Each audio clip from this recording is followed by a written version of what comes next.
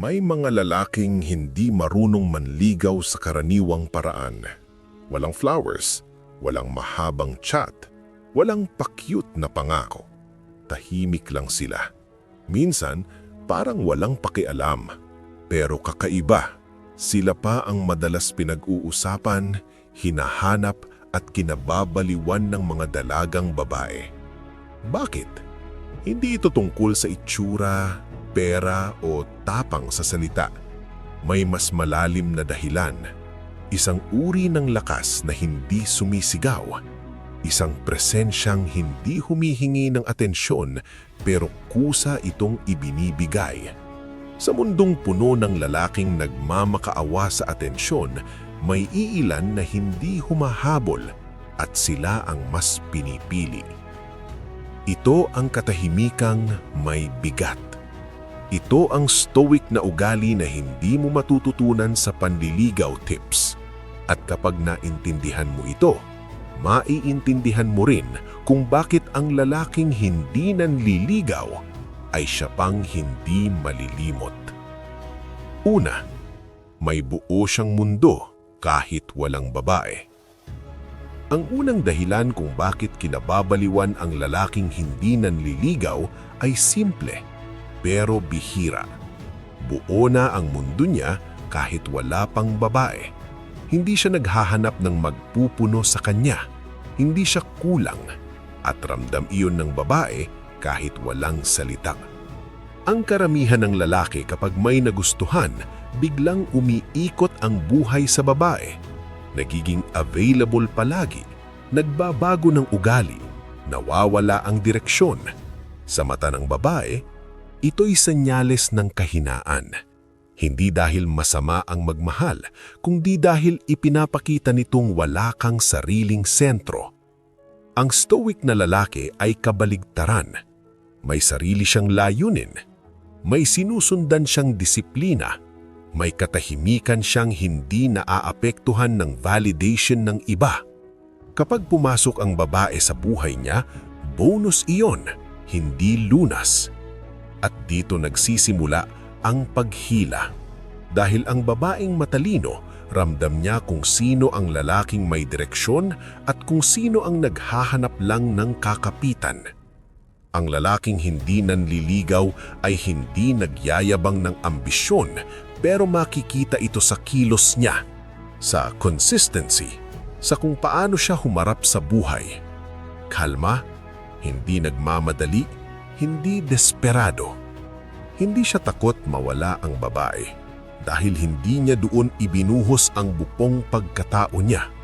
At paradoxically, dahil hindi siya takot mawala, mas ayaw siyang pakawalan. May respeto sa sarili ang lalaking ganito. At ang respeto sa sarili ay mas malakas pa kaysa sa kahit anong sweet words. Hindi siya nanliligaw dahil hindi niya kailangang patunayan ang halaga niya.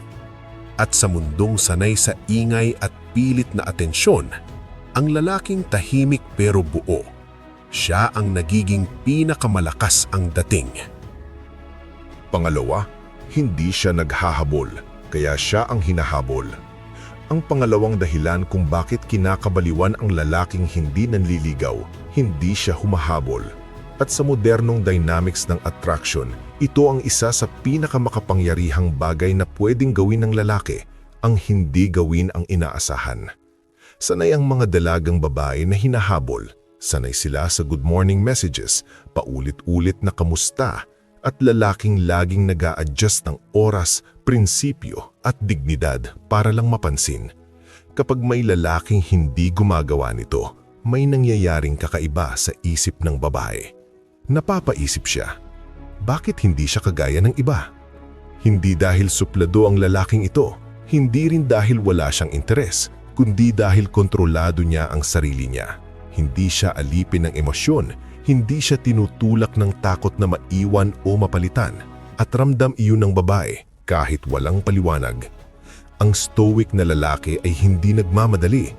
Kapag nag-message ang babae, sasagot siya ng maayos pero hindi desperado. Kapag hindi siya nireplyan, tuloy lang ang buhay niya. Walang drama, walang tampo, walang habol. At dito nagsisimula ang attraction. Dahil sa hindi niya paghabol, nagkakaroon ng puwang. At sa puwang na yon, pumapasok ang curiosity. Ang babae ang nag-iisip, ang babae ang nagtataka, ang babae ang unti-unting nag-i-invest ng emosyon. Hindi ito laro, ito ay natural na resulta ng isang lalaking may kontrol sa sarili. Hindi niya binibigay agad ang atensyon niya dahil alam niyang mahalaga ito. At ang hindi basta-bastang ibinibigay ay mas hinahanap. Kapag ang lalaki ay kalmado kahit may posibilidad na mawala ang babae, iyon ang tunay na lakas. At ang lakas na iyon, kahit hindi sinasabi, ay ramdam at nakakaadik. Pangatlo, may katahimikan siyang nakakaramdam ng seguridad. Ang ikatlong dahilan ay mas tahimik pero mas malalim. Ang presensya niya ay nagbibigay ng seguridad, hindi excitement, hindi kilig, kundi isang kalmadong pakiramdam na bihira sa mundo ngayon. Maraming lalaki ang maingay, puro kwento, puro yabang, puro patunay. Akala nila doon nagmumula ang dating. Pero ang totoo, karamihan sa mga babae ay napapagod sa ingay. Hinahanap nila ang lalaking hindi kailangang magsalita para maramdaman ang bigat ng presensya. Ang lalaking hindi nanliligaw ay kadalasang ganito. Kapag nasa paligid siya, walang tensyon, walang pilit, hindi niya sinusubukang magpatawa o magpahanga. Naroon lang siya, buo, kalmado, grounded, at sa katahimikang iyon, may kakaibang ginhawa. Ito ang stoic calm, isang uri ng katahimikan na galing sa pagtanggap sa sarili at sa mundo. Hindi siya reactive, hindi siya madaling matrigger, hindi siya nababago ng mood ng iba. At para sa isang babae, lalo na sa mundong puno ng emotional chaos, napakalakas ng dating nito. Ang babaeng malapit sa ganitong lalaki ay nakakaramdam ng pahinga. Hindi niya kailangang magpanggap, hindi niya kailangang maglaro. Dahil ang lalaking ito ay hindi humihingi. Hindi ng validation, hindi ng assurance, hindi ng atensyon. At kapag ang babae ay nakaramdam ng seguridad sa presensyo ng isang lalaki, doon nagsisimula ang tunay na paghila. Hindi mabilis, hindi maingay, pero malalim at mahirap kalimutan. Kaya ang lalaking hindi nanliligaw ay hindi kailangang manalo sa salita. Ang katahimikan niya na mismo ang nagsasalita. At para sa mga dalagang babae na marunong makaramdam, iyon ang lakas na bihirang matagpuan. Ang ikaapat, hindi siya takot na hindi magustuhan. Ang ikaapat na dahilan kung bakit kinababaliwan ng lalaking hindi nanliligaw ay ito. Tanggap niya ang posibilidad na hindi siya piliin. At kakaiba man pakinggan, dito lalong lumalakas ang dating niya. Karamihan ng lalaki kapag may nagustuhan, ginagawa ang lahat para magustuhan pabalik. Pinipilit ang timing, pinipilit ang salita, pinipilit ang sarili. Sa likod nito, may isang tahimik na takot. Ang takot na hindi sapat.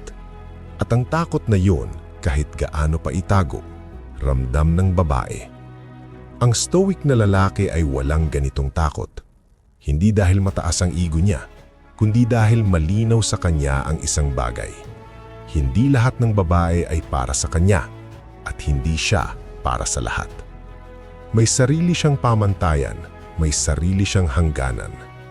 Kapag kausap niya ang babae, hindi siya nag-a-adjust ng prinsipyo para lang magustuhan. Hindi siya nagsasabi ng mga bagay na hindi niya pinaniniwalaan. Kung ayaw sa kanya ng babae, tinatanggap niya ito ng tahimik at may dignidad.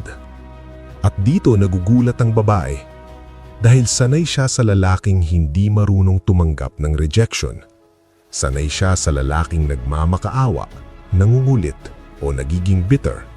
Kapag nakaharap siya sa lalaking kalmado kahit hindi piliin, may respeto siyang nararamdaman. At minsan, pagdududa, bakit hindi siya naaapektuhan? Hindi dahil wala siyang pakialam, kundi dahil buo siya kahit hindi piliin. At ang lalaking may ganitong katatagan ay bihira. Ang dignidad sa pagtanggap ng pagkawala ay isa sa pinaka-underrated na anyo ng lakas. At ang lakas na yon, tahimik man, ay malakas ang dating. Panglima, hindi siya nagbibigay ng fake na pag-asa. Ang ikalimang dahilan ay mas direkto. Totoo siya. Walang paasa, walang drama, walang larong emosyonal. Maraming lalaki ang marunong magsalita pero hindi marunong tumayo sa sinabi nila. Mahilig sa sweet words pero walang direksyon. Mahilig magpahiwatig pero walang paninindigan. Sa una, nakakakilig. Sa huli, nakakapagod. Ang lalaking hindi nanliligaw ay hindi ganito. Kung may interes siya, mararamdaman. Hindi sa salita, kundi sa consistency. Kung wala, malinaw din. Hindi siya nagpaparamdam para lang manatili ang atensyon ng babae. Hindi siya nagbibigay ng pangakong hindi niya kayang panindigan. At dahil dito, nagkakaroon ng tiwala. Hindi agad-agad, hindi dramatic, pero unti-unti ramdam ng babae na ligtas siyang makaramdam. Walang takot na maloko, walang takot na bigla nang magbago ang trato. Dahil ang lalaking ito ay hindi nagpe-perform, siya ay totoo. Sa stoic mindset, ang integridad ay mas mahalaga kaysa attraction. At paradoxically, ang lalaking may integridad ay mas kaakit-akit. Dahil bihira ang consistency sa mundo ng dating ngayon. Ang babae ay hindi kinakabahan kung ano ang ibig sabihin ng kilos niya. Hindi siya nalilito. At kapag ang isang babae ay hindi nalilito sa isang lalaki, doon nagsisimula ang mas malalim na koneksyon. Kaya ang lalaking hindi nanliligaw ay hindi nagpapakilig sa salita. Pinaparamdam niya ang katotohanan. At para sa babaeng sawa na sa ilusyon, yon ang klase ng lalaking hirap talikuran. Pang-anim, hindi siya emotionally reactive. Ang ika-anim na dahilan kung bakit kinababaliwan ng lalaking hindi nanliligaw, kontrolado niya ang emosyon niya. Hindi siya basta naaapektuhan ng mood ng babae, ng pagbabago ng atensyon, o ng hindi inaasahang katahimikan. Maraming lalaki ang bumabagsak dito. Isang scene lang, nag-o-overthink na. Isang malamig na reply, nagbabago na ang tono. Kapag naramdaman nilang lumalayo ang babae, nagiging clingy o agresibo. At kahit hindi ito sinasabi, ramdam ito ng babae at nakaka-turn off. Ang stoic na lalaki ay iba. Kapag naging malamig ang babae, hindi siya nagpapanik. Kapag naging sweet, hindi rin siya nawawala sa sarili. Hindi siya umaakyat o bumababa base sa emosyon ng kausap niya. May sarili siyang emotional baseline. Hindi ito pagiging manhid. Ito ay emotional mastery. Alam niya kung ano ang kontrolado niya at ano ang hindi. Hindi niya kayang kontrolin ang feelings ng babae, kaya hindi niya sinusubukan. Ang kaya niya lang kontrolin ay kung paano siya tutugon. At ang ganitong klase ng lalaki ay nagbibigay ng stability. Sa harap ng emotional ups and downs, siya ang kalmadong punto. Para sa isang babae, lalo na sa mas batang babae na exposed sa chaotic dynamics, ang ganitong emotional strength ay nakakahila. Hindi siya nagagalit kapag hindi nasusunod ng gusto niya. Hindi siya nagtatampo para makuha ang atensyon. Hindi siya gumagamit ng emosyon bilang armas. At dahil dito, nagiging ligtas siyang lapitan. Ang lalaking marunong magpigil ng emosyon ay bihira, at kapag bihira ang isang ugali, nagiging kaakit-akit ito nang hindi niya kailangang ipakita. Pang-7, hindi siya nagmamadali sa koneksyon. Ang ika-7 dahilan ay tahimik pero matibay. Hindi siya nagmamadali sa koneksyon. Hindi niya minamadali ang damdamin, label o direksyon ng relasyon. Sa panahon ngayon, maraming lalaki ang gusto agad ng kasiguraduhan, gusto agad ng sagot, gusto agad ng label, gusto agad ng saan ba tayo papunta. At sa likod nito, may takot. Ang takot na mawalan ng kontrol. Ang lalaking hindi nanliligaw ay hindi ganito. Kaya niyang manatili sa present. Kaya niyang hayaan na unti-unting mabuo ang koneksyon. Hindi dahil wala siyang intensyon, kundi dahil naiintindihan niya na ang tunay na atraksyon ay hindi pinipilit. Kapag kasama niya ang babae, naroon siya. Hindi nagmamadali. Hindi nagtatakda ng expectations, hindi niya ginagawang proyekto ang relasyon. At sa ganitong kalagayan, ang babae ay nakakaramdam ng kalayaan. At kapag may kalayaan, mas nagiging totoo ang damdamin. Hindi siya nagtatanong ng paulit-ulit kung ano ang nararamdaman ng babae. Hindi siya nagre-require ng reassurance. Hinahayaan niyang magsalita ang oras at consistency. At kung dumating ang punto na hindi tugma, tatanggapin niya ito ng may dignidad. Ang lalaking hindi nagmamadali ay nagpapakita ng tiwala sa sarili niya at sa proseso. At ang tiwalang iyon ay ramdam. Hindi ito loud confidence, ito ay tahimik na paninindigan. Kaya ang lalaking hindi nanliligaw ay hindi umaasa sa pressure para manatili ang babae. Umaasa siya sa natural na hila. At kapag ang koneksyon ay kusalang nabuo, mas tumatagal ito at mas malalim.